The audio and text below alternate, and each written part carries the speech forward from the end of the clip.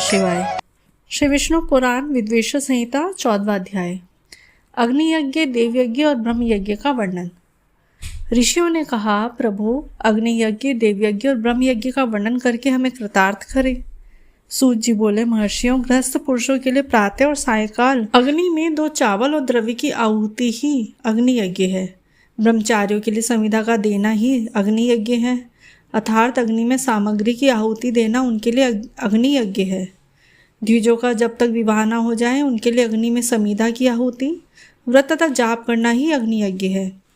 द्विजों, जिसने अग्नि को विसर्जित कर उसे अपनी आत्मा में स्थापित कर लिया है, ऐसे वानप्रस्थियों और सन्यासियों के लिए यही अग्नि यज्ञ है कि वे समय पर हितकर और पवित्र अन्न का भोजन कर लें। ब्राह्मणों, सायकाल अग्नि के लिए दी आहुति से संपत्ति की प्राप्ति होती है तथा प्रातःकाल सूर्य को दी आहुति से आयु की वृद्धि होती है। दिन में अग्निदेव सूर्य में प्रविष्ट हो जाते हैं, अतः प्रातःकाल सूर्य को दी आहुति अग्नि यज्ञ के समान होती है। इंद्र आदि समस्त देवताओं को प्राप्त करने के उद्देश्य से जो आहुति अग्नि में दी जाती है वह देव यज्ञ कहलाती है। लौकिक अग्नि में प्रतिष्ठित जो संस्कार निमित्तिक हवन कर्म है वह देव यज्ञ है। देवताओं को प्रसन्न करने के लिए नियम से विधि पूर्वक किया गया यज्ञ ही देव यज्ञ है। वेदों के नित्य अध्ययन और स्वाध्याय को ब्रह्म यज्ञ कहते हैं। मनुष्य को देवताओं की तृप्ति के लिए प्रतिदिन ब्रह्म यज्ञ करना चाहिए। प्रातःकाल और सायकाल को ही इसे किया जा सकता है। अग्नि के बिना देव यज्ञ कैसे होता है, इसे श्रद्धा और आदर से सुनो। सृष्टि के आरंभ में सर्वज्ञ और सर्वसमर्थ महादेव शिवजी ने समस्त लोगों के उपकार के लिए वारों की कल्पना की। भगवान शिव संसार रूपी रोग को दूर करने के लिए वैद्य हैं, सबके ज्ञाता तथा समस्त औषधियों के औषध हैं। भगवान शिव ने सबसे पहले अपने वार की रचना की जो आरोग्य प्रदान करने वाला है। तत्पश्चात अपनी माया शक्ति को वार बनाया जो संपत्ति प्रदान करने वाला है। जन्म काल में दुर्गतिग्रस्त बालक की रक्षा के लिए कुमार के वार की कल्पना की। आलस्य और पाप की निवृत्ति तथा समस्त लोगों का हित करने की इच्छा से लोक रक्षक भगवान विष्णु का वार बनाया। इसके बाद शिवजी ने पुष्टि और रक्षा के लिए आयुकर्ता त्रिलोक सृष्टा परमेष्टि ब्रह्मा का आयुष्कार वार बनाया। तीनों लोगों की वृद्धि के लिए पहले पुण्य पाप की रचना होने पर लोगों को शुभ अशुभ फल देने वाले इंद्र और यम के वारों का निर्माण किया। ये वार भोग देने वाले तथा मृत्यु भय को दूर करने वाले हैं। इसके उपरांत भगवान शिव ने 7 ग्रहों को इन वारों का स्वामी निश्चित किया। ये सभी ग्रह नक्षत्र ज्योतिर्मय मंडल में प्रतिष्ठित है। शिव के वार के स्वामी सूर्य हैं। शक्ति संबंधी वार के स्वामी सोम, कुमार संबंधी वार के अधिपति मंगल, विष्णु वार के स्वामी बुध, ब्रह्मा जी के वार के स्वामी बृहस्पति, इंद्रवार के स्वामी शुक्र तथा यमवार के स्वामी शनि हैं। अपने अपने वार में की गई देवताओं की पूजा उनके फलों को देने वाली है। सूर्य आरोग्य और चंद्रमा संपत्ति के दाता हैं। बुध व्याधियों के निवारक तथा बुद्धि प्रदाता हैं। बृहस्पति आयु की वृद्धि करते हैं, शुक्र भोग देते हैं और शनु मृत्यु का निवारण करते हैं। इन 7 वारों के फल उनके देवताओं के पूजन से प्राप्त होते हैं। अन्य देवताओं की पूजा का फल भी भगवान शिव ही देते हैं। देवताओं की प्रसन्नता के लिए पूजा की 5 पद्धतियां हैं। पहले उन देवताओं के मंत्रों का जाप, दूसरा होम, तीसरा दान, चौथा तप और 5वां वेदी पर प्रतिमा में अग्नि या ब्राह्मण के शरीर में विशिष्ट देव की भावना करके 16 उपचारों से पूजा तथा आराधना करना। दोनों नेत्रों तथा मस्तक के रोग में और कुष्ठ रोग की शांति के लिए भगवान सूर्य की पूजा करके ब्राह्मणों को भोजन कराएं।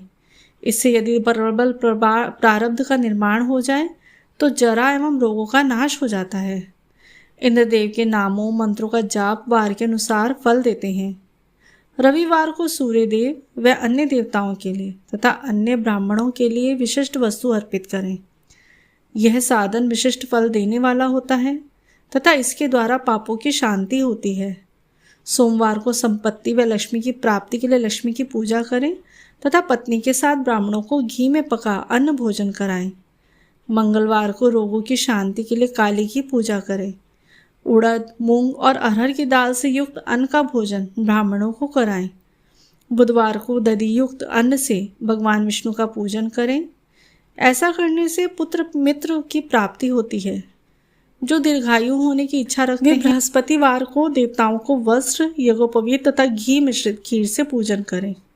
भोगों की प्राप्ति के लिए शुक्रवार को एकाग्रचित होकर देवताओं का पूजन करें और ब्राह्मणों की तृप्ति के लिए षड्रस युक्त अन्न दें। स्त्रियों की प्रसन्नता के लिए सुंदर वस्त्र का विधान करें। शनिवार अपमृत्यु का निवारण करने वाला है। इस दिन रुद्र की पूजा करें। तिल के होम व दान से देवताओं को संतुष्ट करके ब्राह्मणों को तिल मिश्रित भोजन कराएं। इस तरह से देवताओं की पूजा करने से आरोग्य व उत्तम फलों की प्राप्ति होती है।